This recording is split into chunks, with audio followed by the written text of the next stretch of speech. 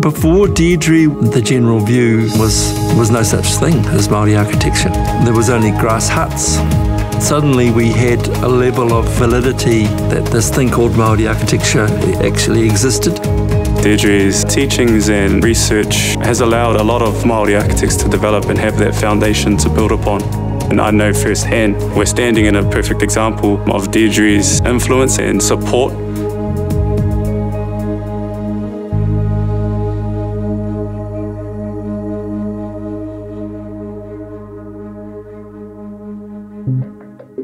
I'd always really enjoyed spaces and houses and trying to create them. I used to read newspaper advertisements for houses for sale, and I'd try and imagine what they were like and build them out of paper and sellotape.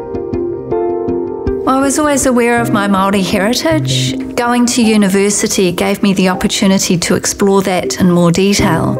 Had the incredible Ranginui Walker was teaching Māori 101, and he talked about the history of Māori pre-colonisation, but also the impacts of colonisation too.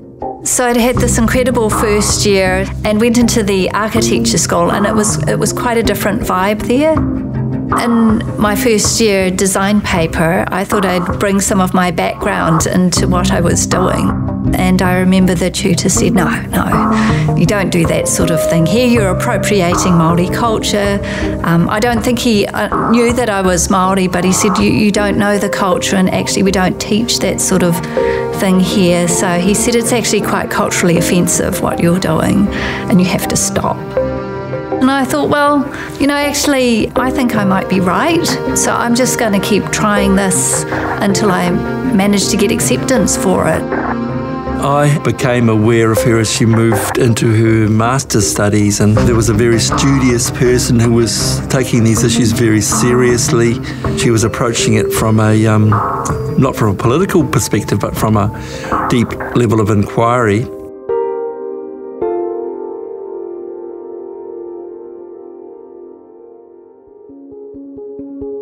So I did a master's degree and a PhD in Māori architectural history. As you go through academia and you're dealing with knowledge and you're doing research, you're not just doing the research for yourself, you're doing the research to pass on to other people.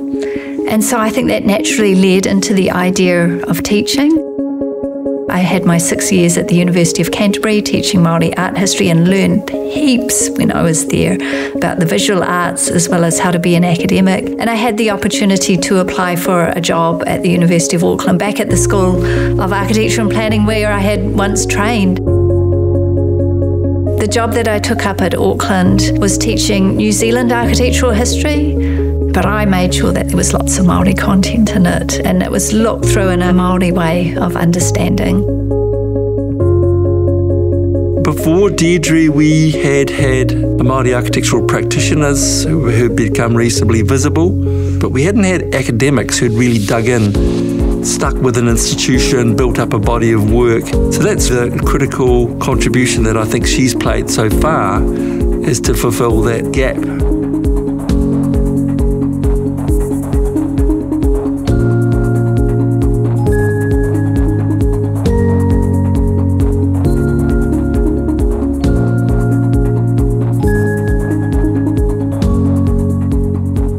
By the time I got to master's thesis, Deidre had been made head of school at Auckland University, and so having her leading the architecture school really started to change the way the school's direction was being taken, and I think that was for the betterment for all, for not just Māori but for us all as a country.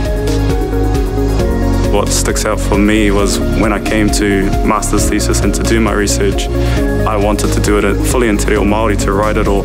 Deidre took it a step further and said, why don't you do everything fully in te reo, present all my crits, all my presentations. That's a memory and something that I hold very, very dear to for Deidre for supporting me and challenging the status quo.